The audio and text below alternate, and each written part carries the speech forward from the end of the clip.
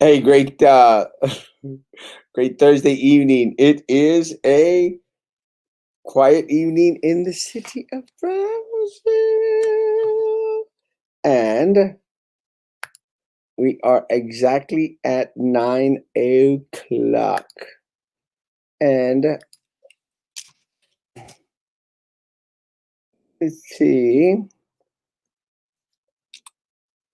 we were.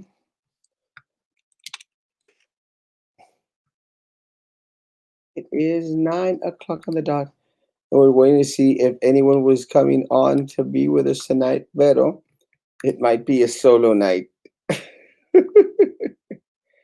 And we have invited Judge Louis Sorola to be with us tonight. We're going to see if he will be able to make it tonight. And see what's going on. Good evening, Steve. Good evening, Joe. Buenas noches, Lisette. Nice shirt. Thank you. I actually changed it twice. Biden Harris 2020. We'll talk about Biden Harris. Bendiciones and greetings. Hey, Al, how's it going? Belen, how you doing? Another hello, good evening. What's going on? We're just going to talk a little bit about what's happening today. Will Georgia turn blue? It's looking that way. Good evening, Raquel. Good evening, Sergio. Saca el queso. Hola, Lorenzo. Jacinto. Hola, love. Hola, Cindy. How's it going? And Kenia. Hola. Hey, Gilda Hermosa. Hey, Lolita. How's it going? Tony, my man, how you doing? Jennifer. Buenas noches. I said, where have you been, bro? I hadn't seen you in a while. Mike, my man, how's it going? Hola, compadre. Hola, papá. How you doing? Viene, buenas. Saludos. Good evening, Abraham. Alio. Saludos, my man. Jose, buenas noches. Kathy, good evening. Jennifer, good evening from Phoenix. Hey, Phoenix, you're doing wonderful, guys. It is a warm evening in the city of Brownsville. Good evening, Eduardo, David. Good listening. Good evening, E for excellent, energetic, entertaining. I hope. Good evening, Erica. Saludos, Ruben and Blanca. And where's Sylvia Accent asking for a friend? We'll talk a little bit about what's going on with so, hello, good evening, hello, a mayor, that's my name. Good evening, guys. Guys, it is an interesting evening in the city of Brownsville, and thank you so much for permitting me to say hi to everyone out there. And as I mentioned, we have invited Judge Doris Flores to be with us tonight. Hey, Judge, how you doing? Hey, how are you doing, Erasmo? Doing very well. Good to see you, sir. It's been a while. This coronavirus doesn't let us have coffee as often as we used to have. I haven't started my car in 4 days, Erasmo. Well, that's very smart, especially with everything going on. And Roddy, Trump will win. Electoral college doesn't vote for the president until December. Electoral votes you see being displayed are only predictions that the news sources are putting up.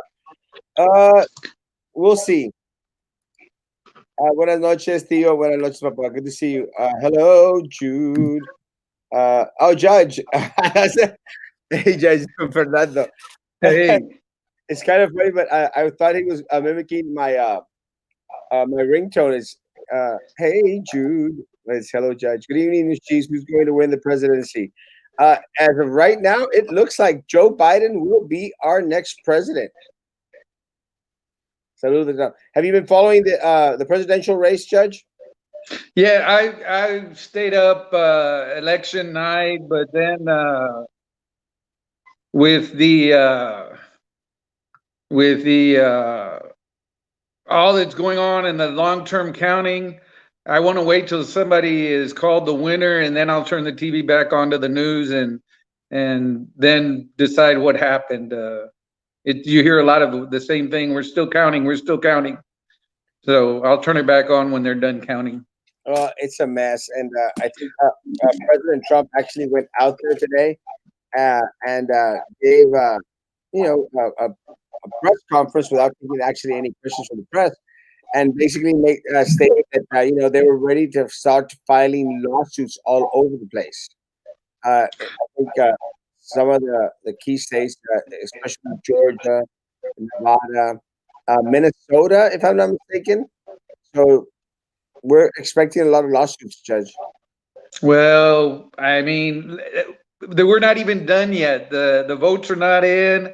I say let's wait and see. I mean, this election they had record number turnout. That's something that we should be very proud of, and that we should be happy that we're with. And my understanding is they're counting early votes. They're counting absentee ballots. They're not counting election day votes anymore.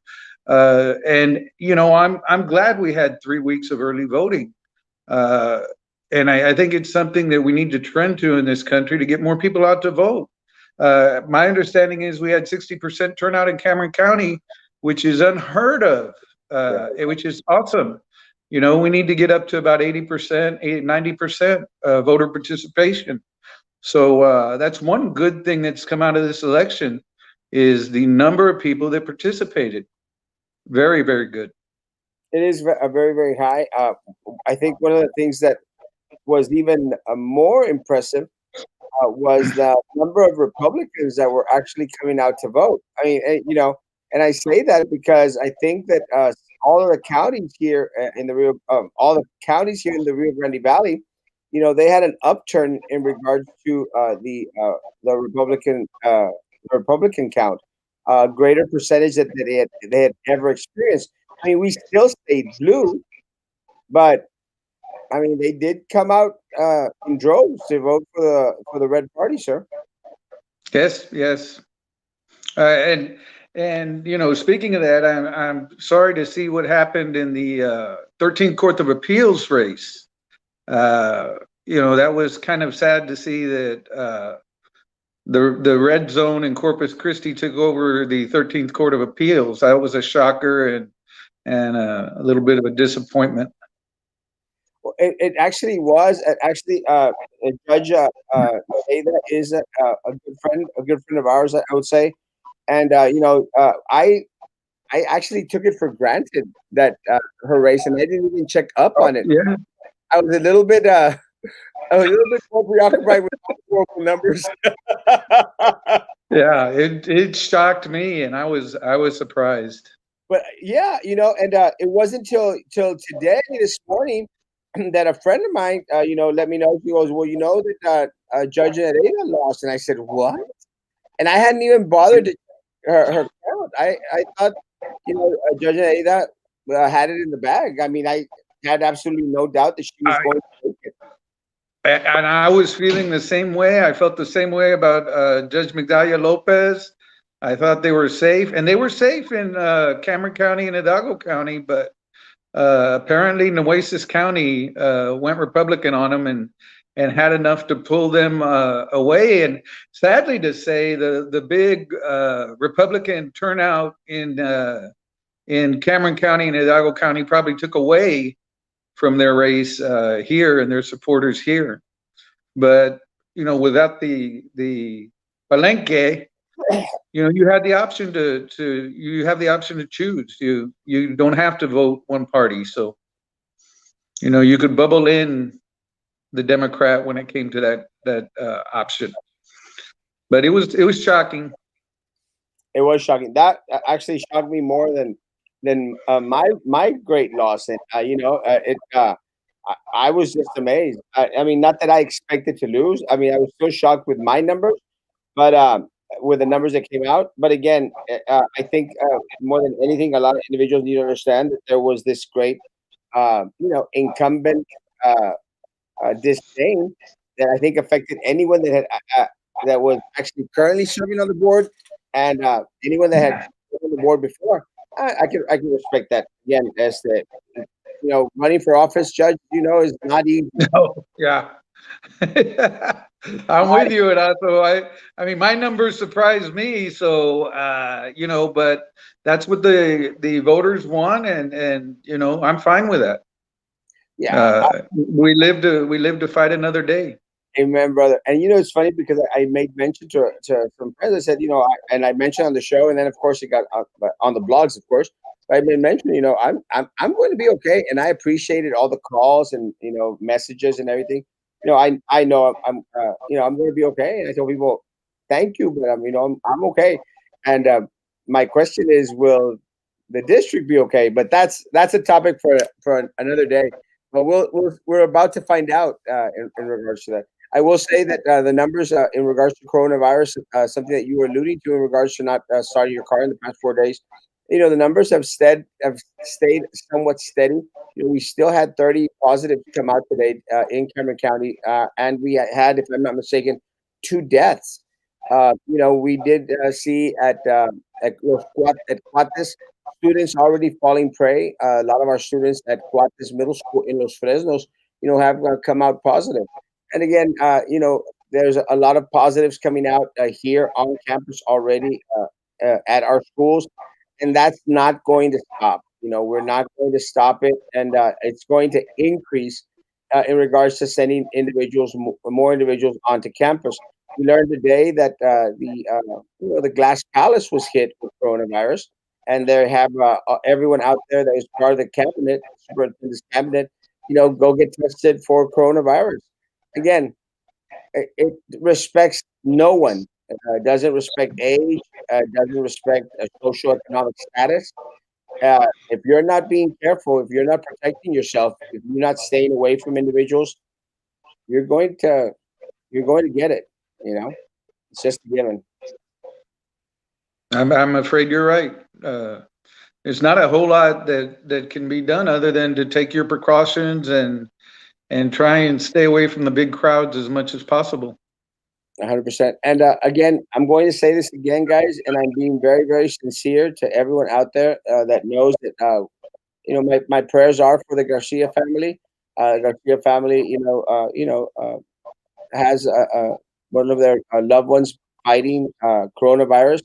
Guys, my prayers to you all. You know who I'm talking about, and I wish him the best as he transitions into rehab. God bless, uh, keep you, and please, know that my greatest desire is for you to recover, and for the family, to feel that sense of relief, to have their family member back.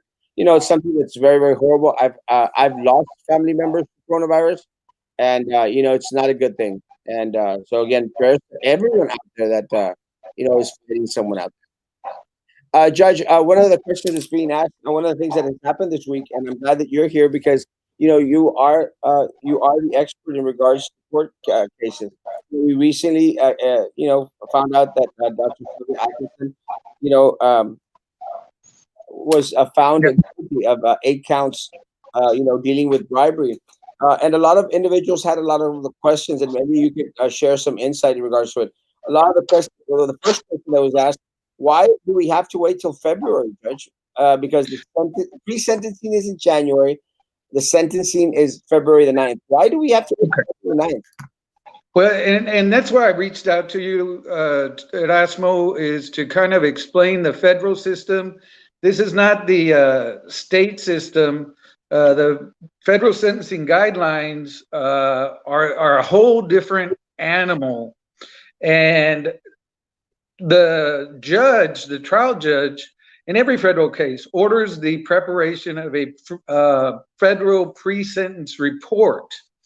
And this report, the probation officer, and I guarantee you there was a federal probation officer sitting throughout the trial, they are allowed 45 days to prepare a report to give the judge for sentencing, because the judge is the sole person that will give the sentence.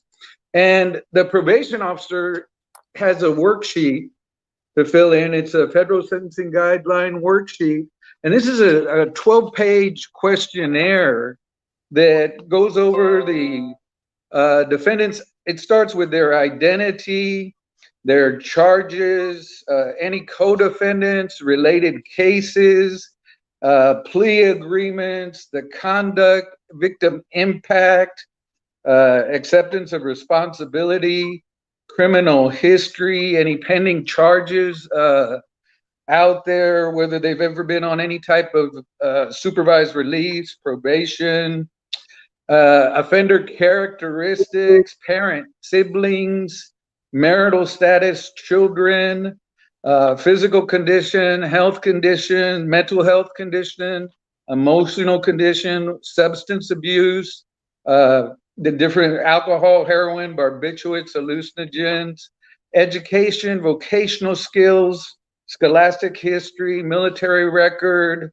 employment, complete entire employment history, financial background, and then they come up with a report. And in this case before us, I imagine the report is going to be quite lengthy. It'll probably be a 30 to 40 page document that that they will produce, and it will be a sentencing report for the judge. Once this report is produced, which it will in length describe everything that went on in the trial and everything about the defendant, the defense attorneys get an opportunity to object to this report. There are certain paragraphs that they will say, well, we take exception to the facts or the law in this paragraph, and therefore we object to it. And they have 2 weeks to go over the report and file their objections. And sometimes it takes a little longer, so they'll ask for more time. Then probation gets it back, and probation prepares a final report. And then probation will then go and prepare a sentencing recommendation, look at the objections, and then give a sentencing recommendation to the court, which then the attorneys can object to. When you, in federal court, Erasmo, when you get to this stage of the trial, you're only halfway through the trial. They've had sentencing hearings that have lasted as long as trials. So this is not just, okay, come in to federal court and here's your sentence and we'll see you later. This is probably going to be a 2-day, at least a day-long hearing. And I'm not sure who the government will bring in. They will have the opportunity to bring their witnesses. The defense can bring their witnesses. And basically what you're getting to is there's a sentencing guideline table. And the table will basically give you a base offense level and a range of months and a high-low end range, and where you would end up on this table. The judge normally stays within this guideline range and issues a sentence. Now, the judge can depart downward, the judge can depart upward. The defense, I'm sure, will request a downward departure. But one thing that will restrict the judge is the judge is going to be bound within the law for the offenses for which the defendant was convicted. And in this case, count 2, which was bribery concerning programs receiving federal funds, the maximum sentence is 10 years. Wow. Count 1 is a conspiracy charge. So a conspiracy carries a sentence of 5 years, or the conspiracy for which the underlying offense which you committed here, conspiracies commit bribery.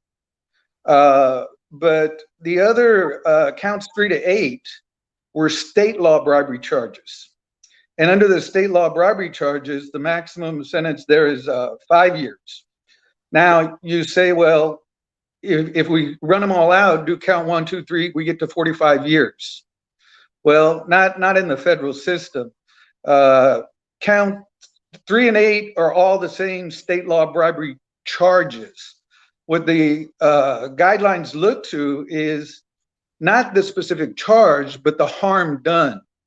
Is the harm done that different of a crime than one bribery charge to the next bribery charge? Is there a different harm that is done?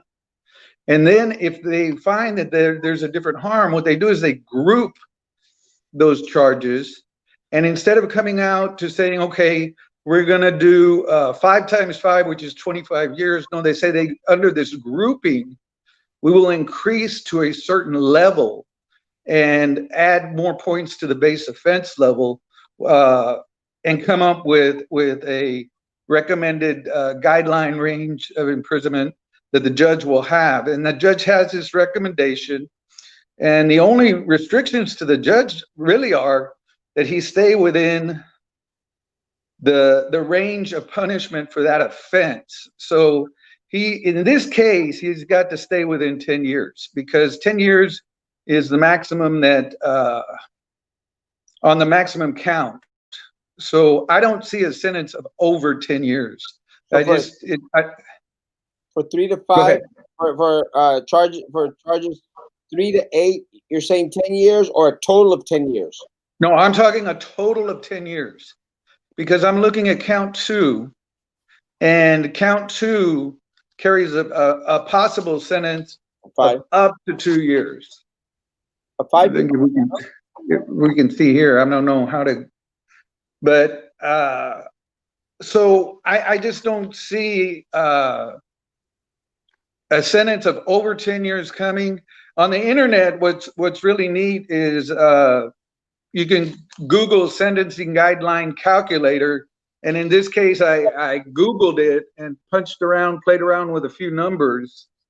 And looking at it, considering the base offense level, the amount, I heard some numbers thrown out, $190,000 total. They take into account any other relevant conduct that may not be brought up in the case, but relevant conduct, criminal conduct, could also affect your guideline range. So I looked into everything and I played around with the numbers, and I came out with a 97 to 121 month sentence, which if you look at 97 months, 121 being 10 years, we could be looking at a possible 9 or 10 year sentence in this case. That's probably very realistically close to where we're going to be. Good. Let me ask you a few more questions that came in real quick. Where does the federal person creating the report get the information for victim impact statement? That person, the probation officer, is the one that prepares the report. She is there through the entire case. Once the person is charged and they're put on bond, a probation officer is going to be assigned to that person, and they begin to collect data. So when they ask for victim impact, they're going to go to the prosecutors and they're going to say in this case, hey, U.S. attorneys, who are the victims in this case? And they will say, well, you need to talk to, in this case, maybe some school officials, maybe some people in the public, because the impact, the victim here is not this isn't a crime of, say, a carjacking crime where you had a victim that was shot or hit over the head and can come in and say, this is everything I suffered. The victim impact statement is going to come from somebody that the prosecutor chooses to speak for all the victims, who are really all of us out there that pay taxes and have children that are affected by the wasting of public money. So in this case, I'm not sure who they're going to pick for the victim. It's society in general. And let me tell you this, looking at the statistics, this type of crime, bribery, public corruption, it is 0.04% of the federal crimes. So we're talking less than 0.5% of federal crimes and convictions are this type of crime. These are very few and far between. They're not common. And it's surprising. What you see in the federal system is you see drug offenses, immigration type crimes. You don't see bribery or corruption that often. And maybe it needs to be a little more common than it is, but I think in this case, a clear message will be sent out that don't do it. I mean, it's you don't want to lose 8 to 10 years of your life in prison. No, and with this one, and someone had mentioned this before, 10 years, so basically 5 years. In federal court, 10 years is actually 10 years. There's no half a No, cent. no. Yeah. You can get good time credit, which is 15%. I believe it comes to 56 days a year, which you can receive good time credit. Parole has been abolished in the federal system. So parole would be a sentence of 10 years and you were paroled in 5 years and you're out on parole, basically being supervised, but still under your sentence. Parole's been abolished. So if a 5-year sentence is imposed, you can expect to do at least 85% of that time confined. You get good time credit for behaving and being good and cooperating in certain programs, which they have in the federal facilities. I visited as an attorney and a judge, both state and federal facilities. And I can tell you the federal facilities offer the opportunity for people to take advantage of certain programs in there. And I'm talking, I've had clients that have come out of there with associate degrees and a lot of college hours. I mean, they have that type of opportunity to learn. These are, of course, younger defendants that go in and actually get rehabilitated and come out better and come into society very productive. The federal prisons, the food is a lot better there. It's just amazing how well they take care of the inmates because there's less of them. There's more money in the federal system to take care of the prison population than in a state prison. So, I mean, it is punishment. You're not at home. You're told when to go to bed. You're told when to wake up. There's no question you're in prison. But it's not quite. There's a difference between a state prison. So you can expect to do 85% of your time of your sentence.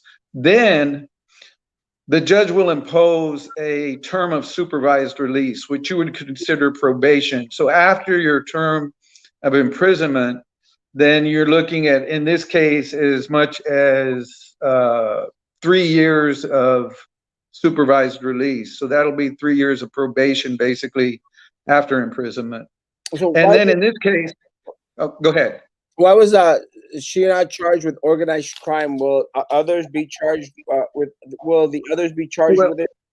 Well, and see that's the difference. If we look at, say, the last public corruption case, Villalobos, Limas, Rosenthal. Mark Rosenthal received an 18-year sentence. And what he was charged was under the RICO statute. Armando Villalobos was charged under the RICO statute.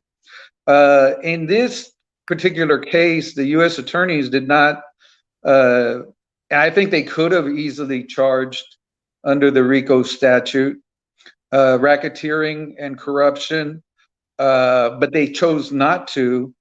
So they stuck with basically a 10-year cap of bribery. Why they made that decision, I'm not a prosecutor, but that decision was made by them, and I don't know. I don't know why that decision was made. Judge, one of the other things that was mentioned was they started to open up, in regards to other investigations. The one that I thought was the most concerning was the one against TSC trustee chairperson De La Garza, where they spoke about a dummy corporation that they had created called Sunshine Solutions in order to scam off the contracts for TSC, BISD, and other school districts. Do you think that Sylvia will again be indicted while she is arrested, or is are they done with Sylvia? No, I honestly think they're done. The federal prosecutors looked at everything. They knew about from their wiretapping of all these events that came out in the trial. The federal government already knew about those. So it's not news to them. It's nothing new that they've uncovered that they didn't know about. So I don't see them continuing with Dr. Atkinson or going forward with further charges. I think they've completed their mission with her, and whether they move on or not, it's kind of it's hard to say what's going to happen and to put rumor out there. I read Mayor Mendez his statement, and he, much like you, as a possible witness, you couldn't say anything. Right. And I'm sure he felt very frustrated that he couldn't say, I didn't go because they didn't ask me at the last minute. They didn't ask me at all, but it was possible. And it's frustrating that all these rumors fly out. A lot of names flew around. It doesn't mean that they're going to be indicted, that they've done anything. I mean, our country, there's a basic presumption of innocence. You are not guilty of the crime, but once a rumor gets out there and a name is circulated, everybody, oh, she did it, she did it. Wait a minute. Let's stop and see exactly what's going on. What was good about your broadcast and the people that you had on is they sat and watched the trial. Unless you're actually sitting there watching and seeing the evidence for yourself, it's hard to know what's going on just by reading a news account or guessing from what one person heard from another. But you actually had people that were there watching the evidence and could come back and say, this witness came and said this tape had that. So that's really something that's beneficial, and it's hard to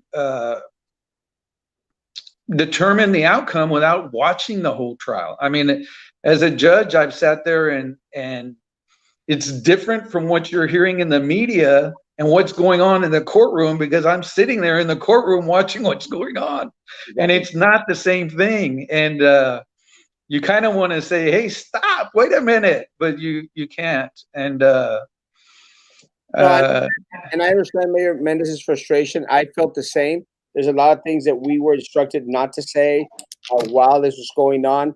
And when I was asked in regards to Mayor Mendez afterwards, I made very, very clear I've known Mayor Mendez for a while now, and I don't think he was in any way, shape, or form part of that corruption. And I made mention of it. Other individuals that were mentioned, I wouldn't put my hands in the fire for them, but well, but that's another story. And and I agree with you. A lot of the names that were thrown out there, let's presume that they're innocent until they are proven guilty. And again, I've shared my personal opinion in regards to De La Garza. I've known that I've had my concerns about her for years already. So to me, it was no surprise. But again, let her go through the process. If there is going to be a process, if there is going to go to process, let her go through the process. If there's going to be a process, I think there will be, because of the information that was shared, there in regards to the ongoing investigation. But again, I'm not. Judge, what will happen to her assets? Okay, now that was something that in this case is going to be a whole, basically can be a whole nother trial, the forfeiture. Because they did file a notice of forfeiture in which they're saying, hey, some of the things you have were bought with these illegal funds, and we want that money back. That can become a whole nother fight. It's a whole nother hearing. It depends on whether you fight it or not. I've had clients that we've gone into court and fought the forfeiture because the judge had ordered, you know, a $200,000-$300,000 forfeiture. Well, what is the basis for that? Let's get factually into it. And in this case, I don't know how much money went where or what the government is going to request being forfeited. I know part of the pre-sentence report is going to be the ability to pay a fine. In this case, she's looking at a fine of $250,000, up to $250,000. So that may just be the fine part, but then you run into the forfeiture part where they can say, hey, all these other assets are tied to your conduct. We want them back. And that can get, it can get expensive. But it could be a whole nother, basically another trial just on the forfeiting of assets. But in this case, the government is already notified that we're giving you notice that we are going to request forfeiture. But until we get close, farther down the road to the pre-sentence report and the sentencing, we won't know what those numbers are. And something I forgot to tell you, Erasmo, these pre-sentence reports are confidential.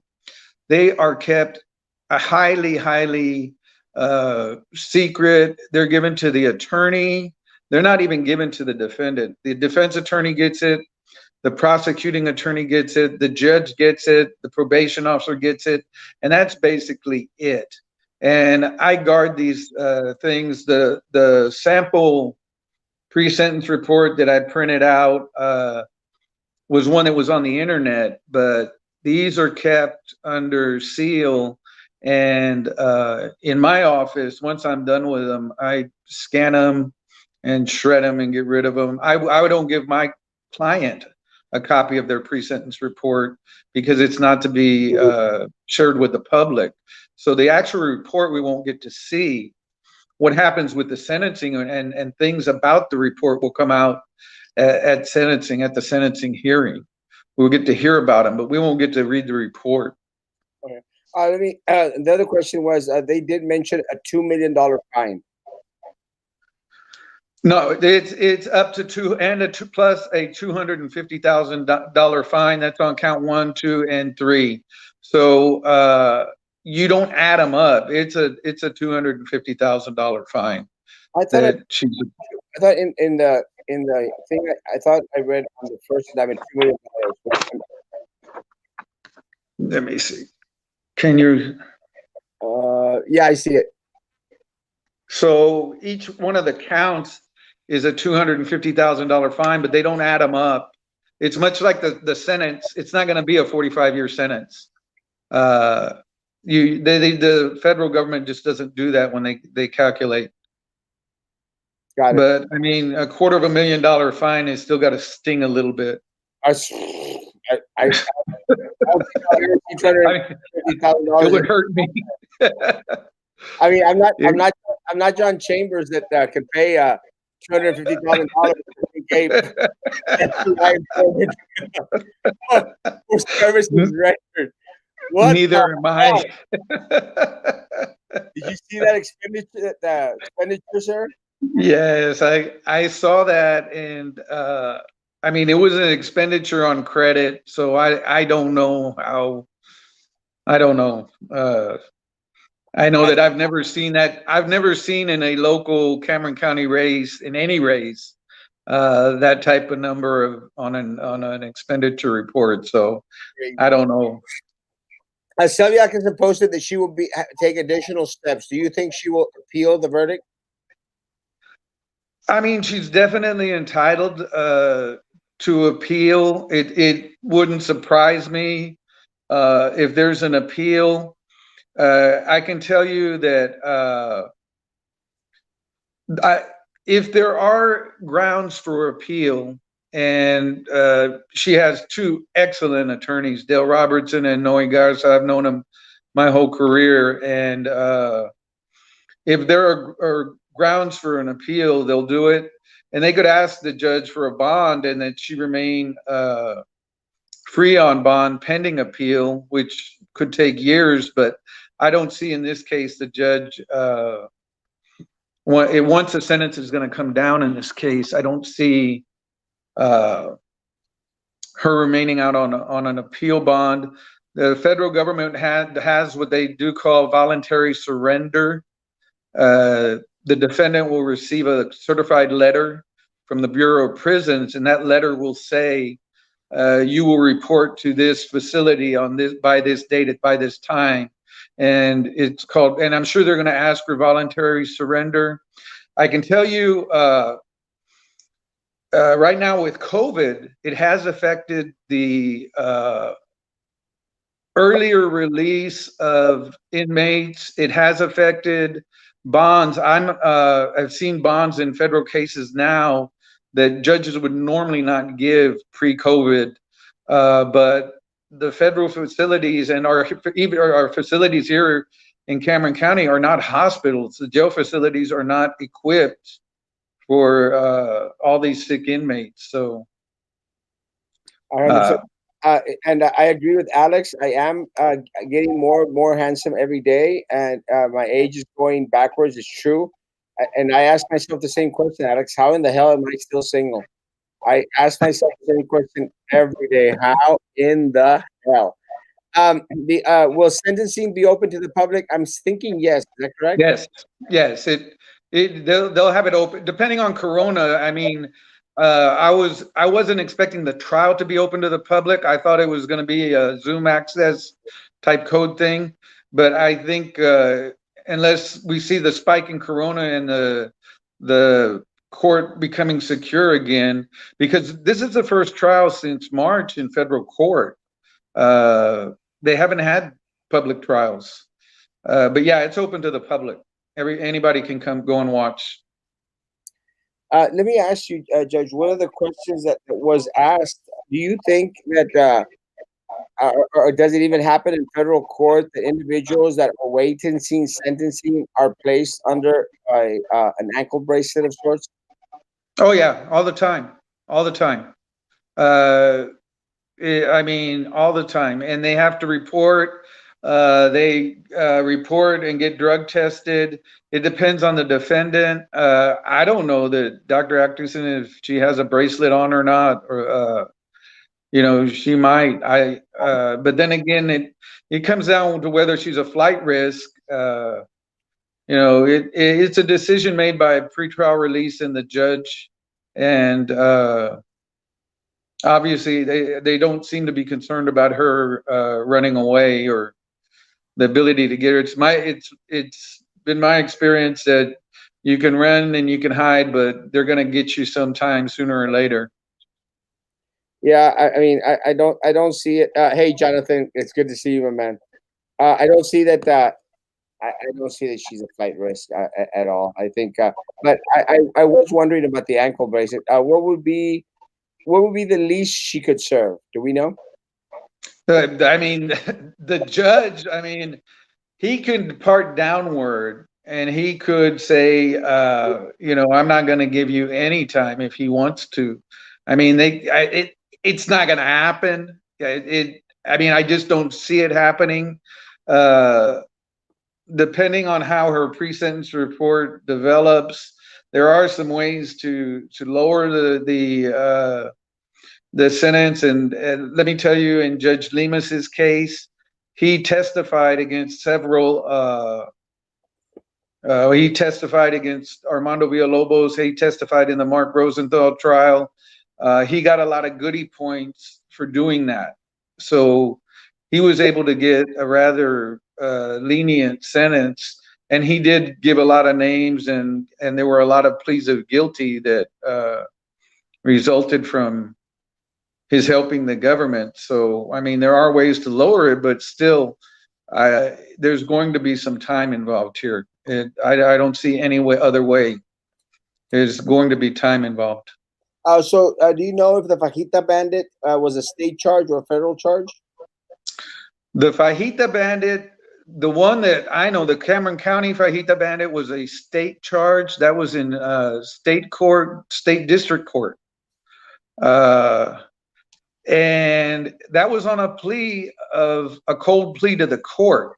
they told the judge, "Hey, judge, we're going to plead guilty, but we don't agree on a sentencing. We're going to let you, judge, determine the sentencing." So when the Fajita Bandit went into trial, the trial was only about how much time am I going to get, and that happened with Judge Banales as the visiting judge. And after all the witnesses were presented, and Pete Gilman, the prosecutor, asked for 50 years. The defense, of course, asked for probation, and Judge Banales went with Pete Gilman, and it was a 50-year sentence. But I heard there were a lot of fajitas involved in that case. I don't know that had been happening for years. That's a lot of fajitas. Maybe you can pin pal boyfriend to sugar while she's in prison. I don't think I want to do conjugal visits with Dr. Atkinson anytime soon. For some reason, I don't think I'm her type. It's just my guess. Uh, I'm going to. That's just a wild guess. I'd probably put money on it. You can't miss her in public. No. Thank you, Judge Sorola, for your time, information. Great. Judge Sorola is always amazing. Hey, Louis, what's new? And Nat, how's it going, Nat? FBI always gets their man. It did in this case, but that's a different story. Pepper and Patty, you're welcome. It's always tired, but it ended a good note. And Howard, hopefully everyone's too. She may as well get a medal. No. Good evening. I'm not sure if this was already asked, but will she be striped of her doctorate? If so, would she get to keep that if she is a felon now? No, she's gonna keep her degree. You don't take away someone's education, but the benefits of that degree and the certifications, they're gone. Yes. She's not gonna get certified. She won't be able to hold public office. She's lost her right to vote. I mean, right to bear arms. There are certain things that you cannot do. I mean, she won't be able to vote. I mean, it's kind of sad. Well, I think one of the things that has been removed from her as of Tuesday, was it Tuesday she got convicted? As of Tuesday, she did lose her superintendent certificate, and she did lose her teaching certificate because Tuesday she was already registered because of the offense as a felon. So all those benefits are already gone, but she does not get stripped of her doctorate degree. Nat Perez, Lewis, how's it going? Hey, I'm doing okay, Nat. Long time no see. Nat is probably one of the more seasoned veteran attorneys that I pay attention to and listen to. Well, and try not to talk to. Let me say, Nat Perez and myself, for some reason, we don't get along very, very well. But I've always appreciated his work ethic. I hear that he is an amazing attorney. Amazing. Very, very knowledgeable. But maybe it's time for Nat Perez and Erasmo Castro to mend ways. I don't know. Maybe. Could be. It could be a start of a great friendship and relationship. Call me Nat. I'm just saying. On the good side, on the good side, she now can become a rapper and rap about her time served in prison. Maybe. Yeah, I mean, there's all kinds of programs. Hey, I do a little bit of singing every so often, and from what I hear, I might get thrown in jail sometime soon. So who knows? Que pague lonche o algo con todo ese dinero. Can she get time knocked off if she talks and tries to rat on others involved? That's actually a good question. Yeah. Under the federal sentencing guidelines, it's under Section 5K1. If she provides substantial assistance to the government on a crime that they did not know about and assists in the prosecution and gets a conviction for whatever they may be out there, she can receive up to normally what the prosecutors offer is 1/3 off of the sentence.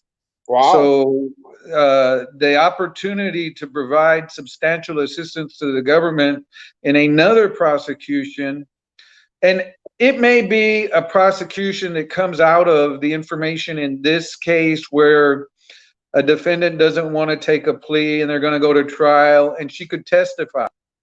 If she comes in and testifies against someone else, the government will say, well, you provided substantial assistance. We're going to recommend, a lowering of the sentence. And in the federal court, you got to understand, Judge Rodriguez, he's heard everything. I mean, from the pretrial motions through the trial, through the jury verdict. So he will, be the one that will be able to be the best judge of, okay, how much credit should we give this much assistance? In this case, the government knew a lot of, they knew everything that was going to come out. They already had the wiretaps. The question is, does she provide assistance that we don't know about or that they don't know about? We don't know. I don't know. But it's possible. In regards to Snoopy's question, what can be done in regards to the involvement? Drew Brown, and we don't know what involvement they have exactly. There were little snippets that were shared throughout the trial, but either they're ongoing investigations, there's something that might come up later on, but it's nothing that's defined. One of the things that I did learn from this judge is that in when the federal government is coming after you, and you can correct me if I'm wrong, they send you a letter like a week or a couple of weeks before, letting you know that they're coming after you. Is that the case? Yes and no. This type of case, Erasmo, it's my experience that they will reach out to the person and they will say, come over to the FBI office, bring your attorney, and lay everything out and say, okay, look, this is what we have. This is where we're going. What are you going to do about it? And obviously in this case, well, I didn't do anything wrong, I'm going to go to trial. But, a lot of the cases in federal court, they've done their investigation before they've indicted you. Normally, and it's been suspended right now, there's a Speedy Trial Act where by 90 days, once you're indicted, within 90 days, you have the right to go to trial. So their investigation's over once you're indicted. With the coronavirus, though, that Speedy Trial Act has been a little bit suspended due to the lack of jurors. They're not bringing jurors into the courtroom. But normally, this would happen pretty quick. So they're done by the time they get you. They normally bring the defendant in, and they do not want to expend government resources prosecuting you and taking their agents off of another case that they're working on to come back to this case to go to trial. So if you save the government all that heartache and all that time, it benefits you in the long run if you are guilty of these offenses. And you get a lower sentence. Your calculation on the guidelines comes out lower because you've accepted responsibility and you haven't used a lot of government resources to get to the final verdict. In this case, all the government resources were expended. Therefore, you see on your sentencing table, there's a high and a low end of months for each offense level, and depending on the resources you expend, the judge will go to the higher end of the guideline range, just to say, hey, you made us go through this when you didn't have to. So it costs. Yeah, and this question, I tried to answer this morning, but I know the answer, but sure. Judge, I asked Erasmo this morning, this in the morning, but Sylvia Atkinson's sister holds very important jobs at BIC. Can they be asked to step down due to being related to a felon? No, no. She has to have had some type of criminal complicity in this. The fact that she's a sister, look, everybody has a black sheep in the family. My sister. And just be, Not me. I'm not, I don't know. I'm not, they say I'm the black sheep in my family. So no, but what I'm saying is she would have had to have some type of complicity. Involvement, yes. Yeah, and that was my response. Oh, and I was just reminded by the mother of my daughter. Give Adalia a shout out. She's watching tonight. Hey, Adalia. Yes, Esther. Um, yeah, you can't blame, you feel for the family. You can't blame the Oh family for Sylvia's actions. no, I heart and go, Judge, go. and one of the things is this is going to be hard on her family for whatever you want to say or feel about members of her family. I mean, this is going to be hard on the family. It's hard on especially the defendants that have children. It is gut wrenching, and I can tell you that's a lot of the reflecting that will take place in prison is, what I've done to my family and how this has affected my family. Yeah, that's one of the big ones. The money is one thing that goes away, it's gone, but the emotional scars and the healing that needs to take place, you know, Yeah, that's difficult. yeah. Again, and my heart goes out to her parents. My heart goes out to her parents. I mean, my heart goes out to them. Really, it's very, very sad situation. My heart goes out to her sisters. I've had my issues with Mary Tolman. She's said horrible things about me, but it really is very. I was there at the closing statements, and it hurt my heart to see that anguish on their face. And so No, my. Huh? yeah, you're right, Erasmo. You're dead on. And I hate to see anybody go to prison, really, except the violent criminals. There are people that need to be in prison, but it does. It's not something that I want to see. I wish it didn't have to happen, but it happens, and you know this type of crime in this case, it affects our children. It affects the education of our children, and our resources that we have available to give them. Yes. And we shouldn't have to do that. We pay enough uh, to where we're trying to give to our children, and it's being taken away. Yeah. I mean, so, I agree, and I sort of agree with Snoopy. Again, she needed to go to prison. She really, and again, I've experienced her wrath. She hurt a lot of people. So yeah, I don't shed a tear for Dr. Atkinson going out to jail. I don't. What I might mention was I feel for her family, all her family. And to a certain point, everyone knows that I don't get. Me and Charlie don't get along. He says horrible things online about me, but I feel bad for Charlie also. I mean, you don't. I mean, I try to put myself in that situation, and I can't. My sister Linda says that she's the black sheep of the family. And, I always try to place myself in an individual's situation. And guys, honestly, I I would be devastated if one of my sisters or one of my brothers oh yeah. had to go through something like that. I mean, no matter how horrible of an individual they are, like my sister Gabi.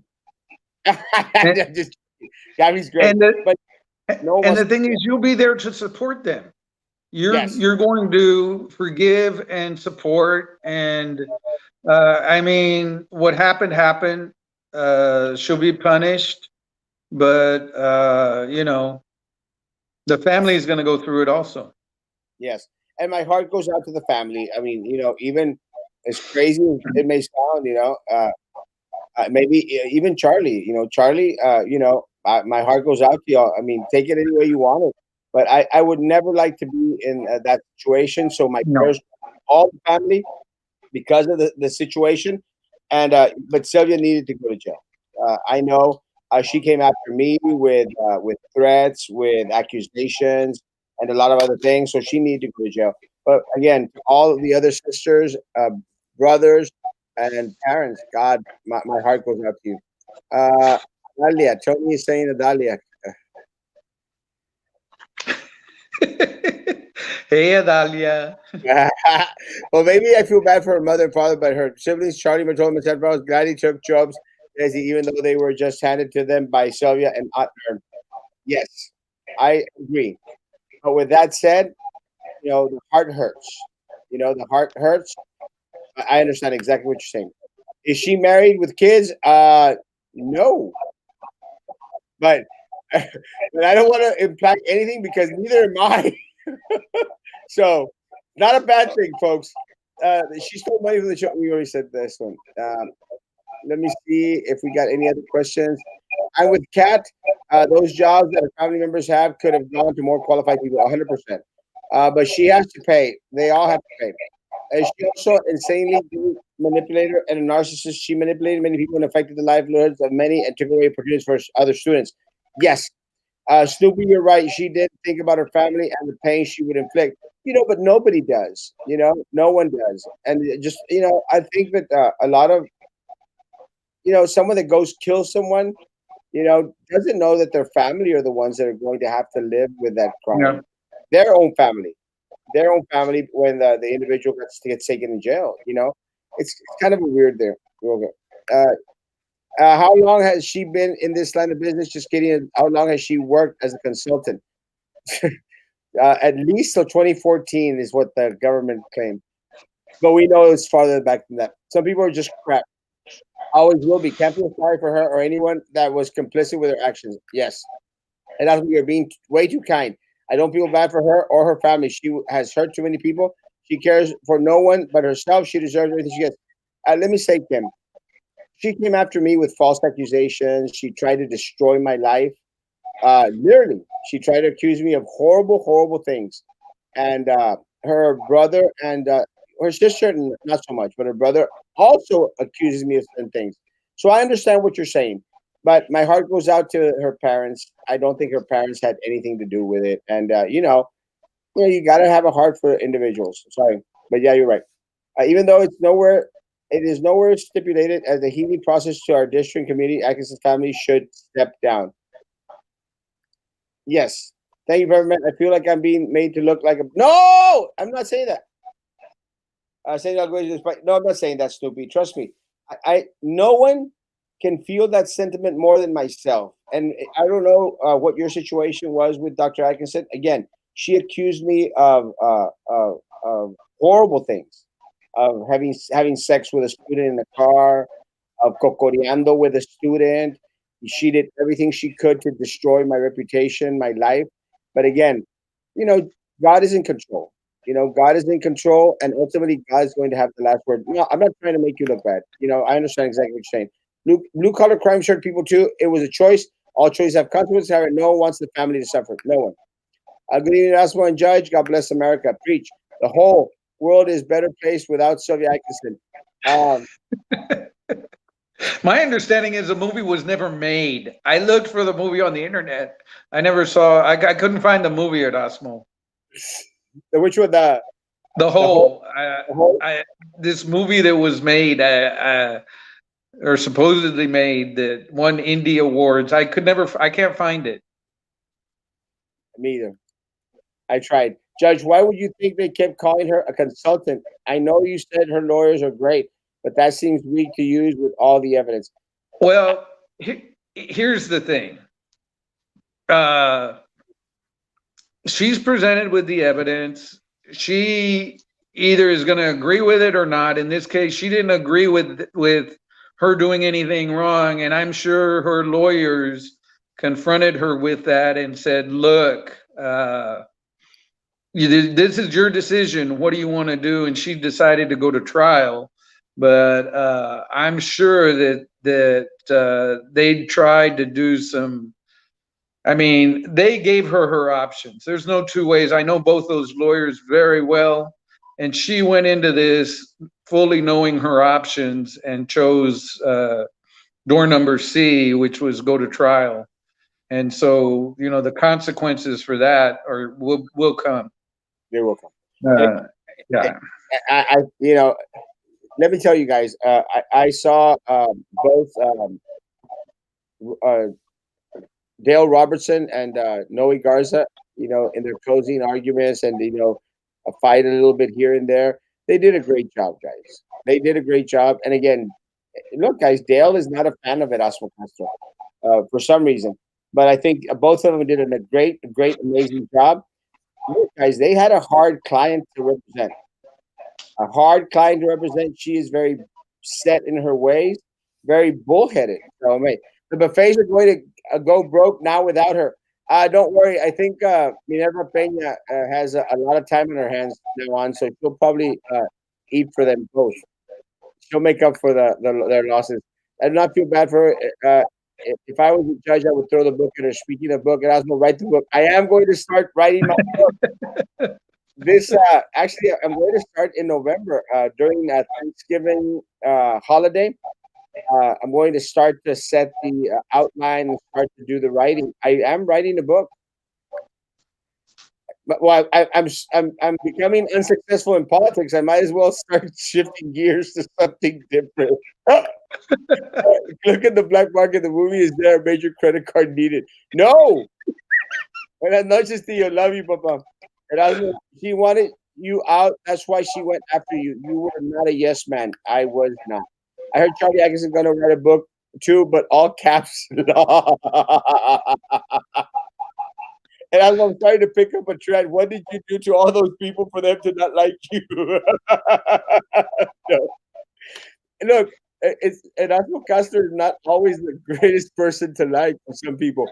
I don't have anything against these people. I don't have anything against Dale. I don't have anything against Nat. I don't have anything against these individuals. We just have different characters, probably strong characters amongst ourselves. It is what it is, guys.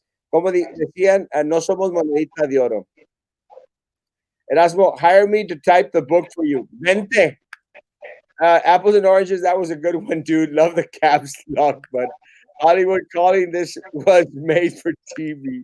Good night, Joe. Good night, brother. Judge, last words? All of y'all, remember, be safe. Looking at the numbers, COVID is not gone. Let's keep our masks on. Let's keep, I think, the social distancing, the group gathering thing. We're going nuts here. We're going stir crazy. We want to get back to school. We want to get back out there. Let's just wait a little while. Be safe. Hopefully, this virus thing will be over by spring or summer. So, I'm losing contacts on my phone. Contacts are dropping off, and those are people we'll never get to call again, and that's sad. So, be as safe as you can, stay as healthy as you can, and hug your family. You don't know who you're not going to be able to hug tomorrow, so hug them today. Preach. Thank you, Judge. Again, thank you for your valuable time. You're amazing. You're a well of information, and thank you so much for sharing your knowledge. And anytime. You can call me anytime. And trust me, I'm going to. I'll answer. Good, guys. Have a great rest of the evening. Again, take the judge's recommendations and suggestions and orders. Guys, social distance, please. Stay safe. Use face coverings when you're around people. Carry your hand sanitizer. Stay safe, guys. And we don't want you to. I don't want my numbers to start going down. Es lo que me preocupa. My numbers. Hey, and before I forget it, Osmo, shout out to my wife, Mary Esther. God. Good night. And Judge, despite what Judge Sorola said, Jerry Esther, I am not running against you. Yeah, I told her. Keep exposing always. Guys, be good to each other, and please continue to be good to me. Hasta mañana, 9 o'clock in the